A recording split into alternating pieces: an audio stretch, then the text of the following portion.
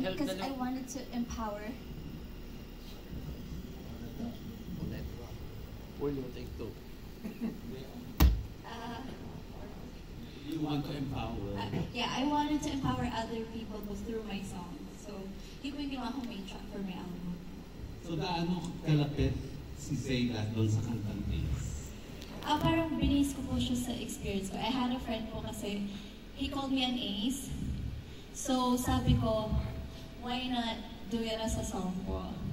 So, parang sinabi niya kasi, I do everything, almost everything on my own po. Kasi soloist nga po. So, sabi niya, parang daw po akong ace. So, ayun po, doon po nag-start, kaya ako siya ginawa po. Tapos kanina nabanggit na you're the first solo P-pop artist na nag-perform recently sa Watermom Festival, di ba? Yes, po.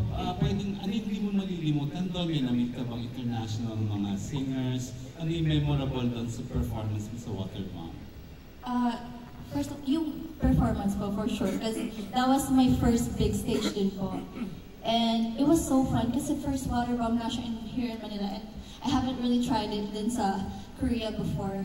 So, pero pinaka naging memorable po was I met Jessie kasi she was the main act for the second day for Waterbomb. So yun po. She also talked to me before. Sabi niya, you're so skinny. Sabi niya sa akin nun. And then she touched me here po. I was like, I'm not gonna wash this. Pero nung bumalik pa ako sa Waterbomb, na-wash out din siya. So, pero yun po yung pinaka-memorable for me because siya po yung pinaka-gusto ko ding ma-meet during that time po. So, pwede mong ano yung feeling na ma-meet mo yung personal, yung taong iniidolo mo for the first time? It was very surreal po because I've never really admired other artists from Korea much because I was from the US po, so parang mas ano ko doon. And then, na-meet ko nga po siya. Nung Waterbomb po kasi we had interviews then. So, inas po nila, sino yung gusto kong ma-meet? And I always say Jessie. And then, nangyari po siya. So, very, very happy po ako talaga that time. Ayun. Thank you, Zayla. Congratulations. Maraming salamat, Romel Gonzalez. Ang next na magtatanong ay laging umiiyak. Mula sa ABS-CBNnews.com, Josh Mercado.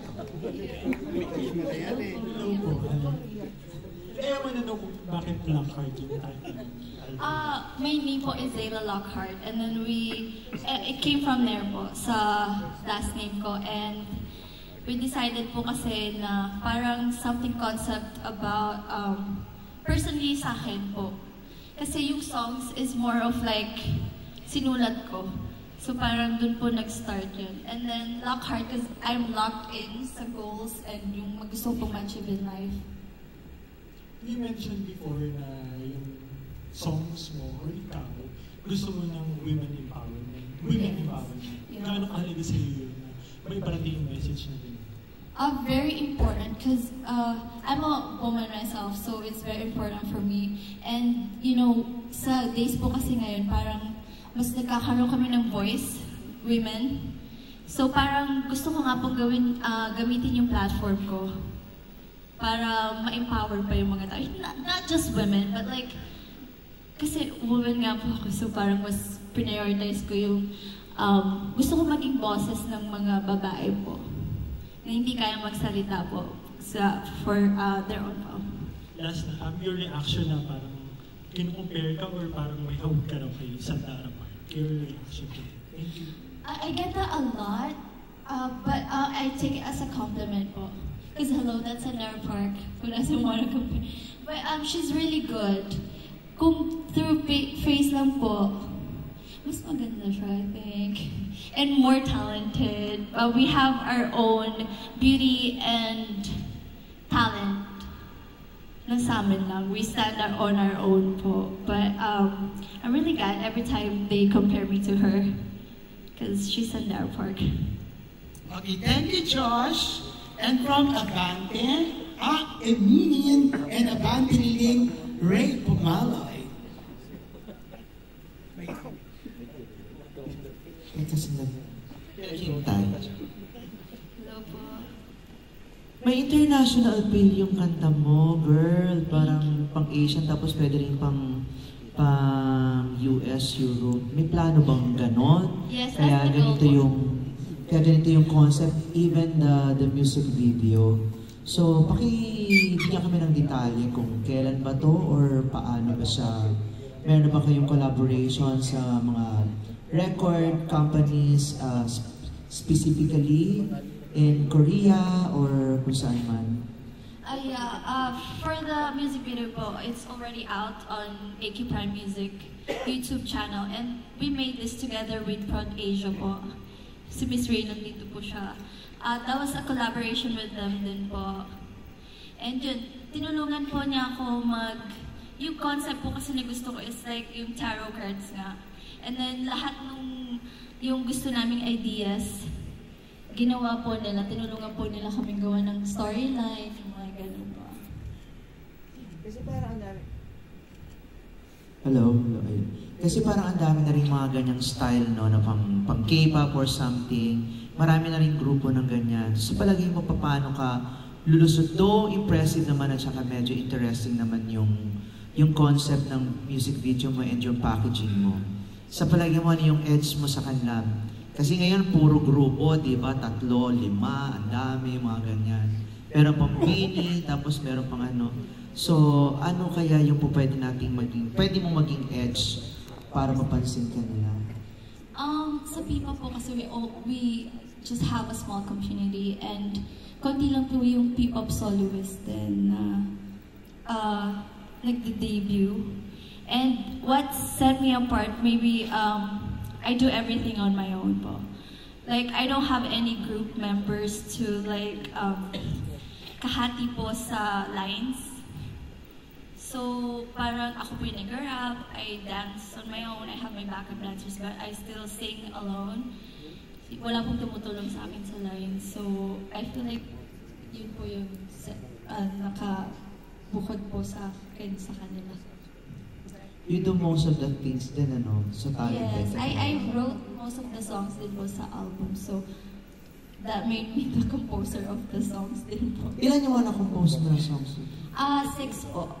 And then for 10 tracks po kasi I have 10 tracks sa album, and then I have 6 songs that I wrote, and then yung 4 songs po, other composer po. It's very easy. Okay, mga dalawang question na lang.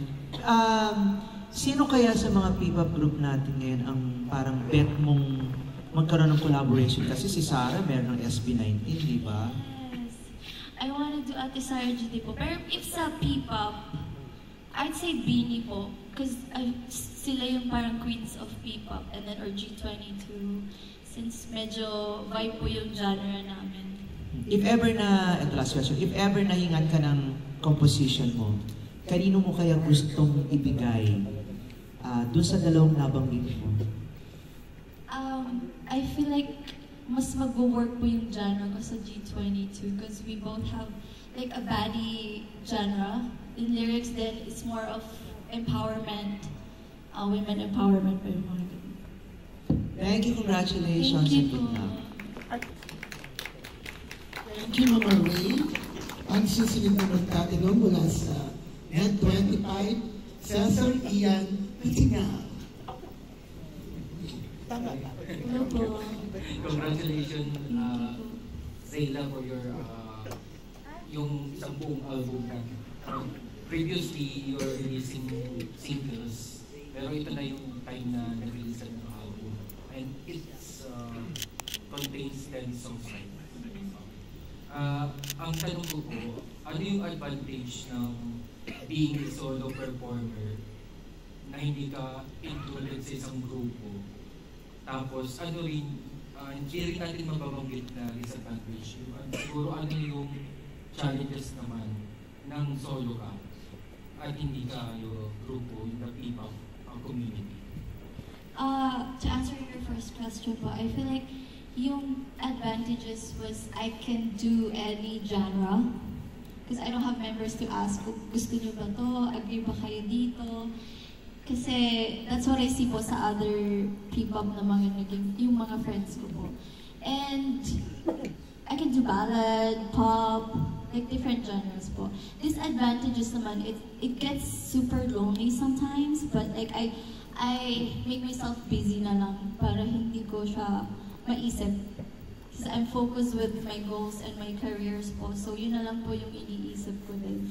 I mean, it's fun. Nakikita ko kasi sa kanila na fun nga. May friends ka, may kasama ka sa dorm. But at the same time, kasi pinasok ko naman po dito sa an artist. So mas nagpo-focus po ako sa artistry ko na. Kaya in every performances, lalo na pag live, kailangan ng backup dancers. Not all the time po, but like yung mga ganitong events or sa mga shows po minsan wala po akong backup dancers. I do sing, perform alone po. Last question po is, may internal competition ba sa P-pop community? Kasi lumalaki, marami, halos sa isang buwan may nila-launch na bagong P-pop, solo man, mostly grupo. Pero may internal competition ba sa inyong mundo? I don't think so po, because I mean we're rising, but I feel like we know most lahat po. Nami-meet ko sila. Pero I don't feel any competition because we're here to uplift other people and us din artists. So parang lahat po kami busy sa training to fill that pa. And lahat po kami focus sa goals namin kasi gusto lang naman namin umangat lahat. Because there's always space on top. You know, pwede naman po kami umangat lahat so we don't have to compete then. Thank you. Thank you.